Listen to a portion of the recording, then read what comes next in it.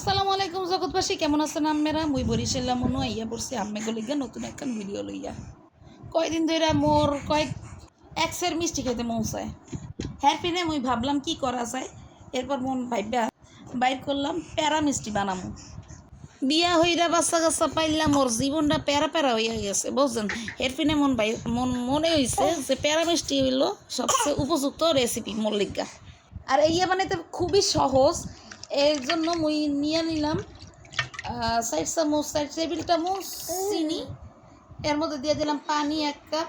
এই দেখেন ফুটাইতেছি ভালো মতো, একবার অবস্থা মুই নাড়তে থাকুন করতে থাকুন। গড়তে গড়তে যখন শিরাটা ঘন হয়ে আইবে এর মধ্যে দিয়ে দেবো গুঁড়া দুধ। এই দেখেন মুই ফুল ক্রিম গুঁড়া দুধ নিছি, যেহেতু প্যারা মিষ্টি বানাবো আমি গুঁড়া দুধ দিয়ে বানাবো আজকে, লিকুইড দুধ নিবো না। এই যে দেখেন একটা তেলের মধ্যে তেল মাহাইয়া লইছি। এই যে দেখেন আমার শিরাটা মোটামুটি ঘন হয়ে আইছে। এখন দেখলাম মোর একতার হয়ে গেছে। এর মধ্যে দুধ ডাইলা দিলাম, প্রায় 1 কাপের মতো দুধ ডাইলা দেওয়ার পর এই ভালো মতো নাইরা মিলাইতে হইবে শিরার লগে। ভালো মতো নাইরাছে এটা, এই দেখেন মিলাইতে আসি।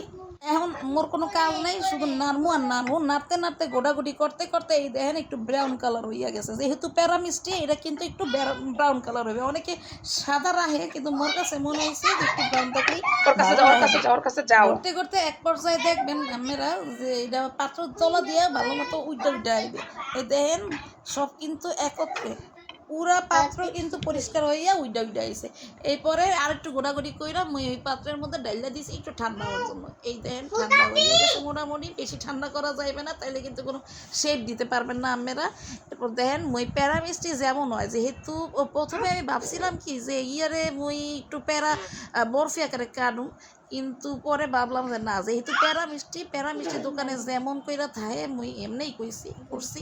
এই যে দেখেন গোল কইরা প্রথমে বলের মতো কইরা সাইডটা ধইরা তারপর এর মাঝখানে একটু আঙুল দিয়া একটু গুতা মারছি। এরপর দেখেন এই যে আমার প্যারা মিষ্টি একটুখানি দুধ দিয়া মুই কিন্তু ভালো পরিমাণে, মোটামুটি বলতে পারেন আধা কেজির বেশি হইবে, অনেকগুলো বানাইছি। দেখেন আপনারা কিন্তু ক্যামেরার মধ্যে দেখতেই পারতেছেন কতগুলো বানাইছি, প্রায় 12টার মতো 12 পিসের মতো প্যারা মিষ্টি হয়েছে।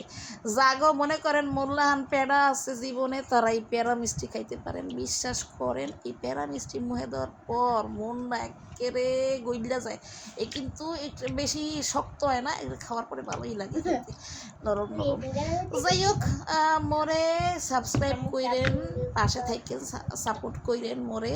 ওই বরিশাল্লা মনু নেক্সট টাইম আইয়া পড়বো আমি গলিগা নতুন একখান ভিডিও লইয়া। আর এই পর্যন্ত আপনারা সবাই ভালো থাকেন, আর বেশি করে প্যারা মিষ্টি, কালো জাম, গোলাপ জাম বানাইয়া খান।